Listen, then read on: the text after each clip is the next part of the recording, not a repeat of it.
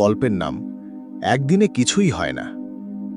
গ্রামের এক গরিব ছেলে একদিনে যে কিছুই হয় না, এই কথাটি রফিক প্রথম শুনেছিল তার বাবার মুখ থেকে, যখন সে ক্লাস 3-তে ফেল করেছিল।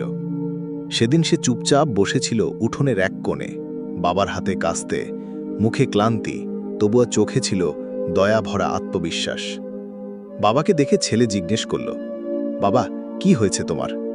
বাবা বলল, শোন, তোর মাথায় আজ যা ঢুকছে না, সেটা একদিন ঠিকই তোর হাতের খেলনা হয়ে যাবে, শুধু এখন থামলে চলবে না তোর। সেই দিন থেকেই রফিক শিখেছিল, চেষ্টা করলে সময় লাগে, কিন্তু ফল আসবেই। তারপর থেকেই রফিকের সংগ্রামের গল্প শুরু হলো। দিন যায়, রাত যায়, রফিক ইট ভাতায় কাজ করে পড়ার খরচ চালায়, স্কুল শেষে অন্যদেরও পড়ায়। সকালের আলো দেখে না, রাতের তারাগুলোই যেন তার স্বপ্ন হয়ে দাঁড়ায়। কিন্তু কয়েকবার আবারও ফেল করে, তখন বন্ধুরা হাসে, প্রতিবেশীরাও বলে, এই ছেলে কিছুই করতে পারবে না। কিন্তু সে শুধু বাবার বলা একটা কথাই মনে রাখত, একদিনে কিন্তু কিছু হয় না। দেখতে দেখতে 12 বছর হয়ে গেল।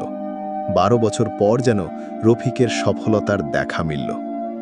সাংবাদিক এক সরকারি মেডিকেল কলেজের গেটের সামনে প্রশ্ন করে, আমরা শুনেছি আপনি এক গরিব ঘর থেকে উঠে এসেছেন, এত দূর কিভাবে এলেন? আমরা জানতে চাই। রফিক হেসে বলে, ভাই, একটা গাছ যেমন আজ বীজ বপন করলে কাল ফল দেয় না, মানুষও তাই। আমি শুধু থামিনি, কারণ আমি জানি একদিনে কিছুই হয় না। তুমি যদি আজ কিছু করতে না পারো, হাল ছেড়ে দিও না। তুমি যদি আজ ফেলও করো, তবুও লজ্জা পেও না, কারণ এই পৃথিবীর কোনো বড় কিছু একদিনে হয় না।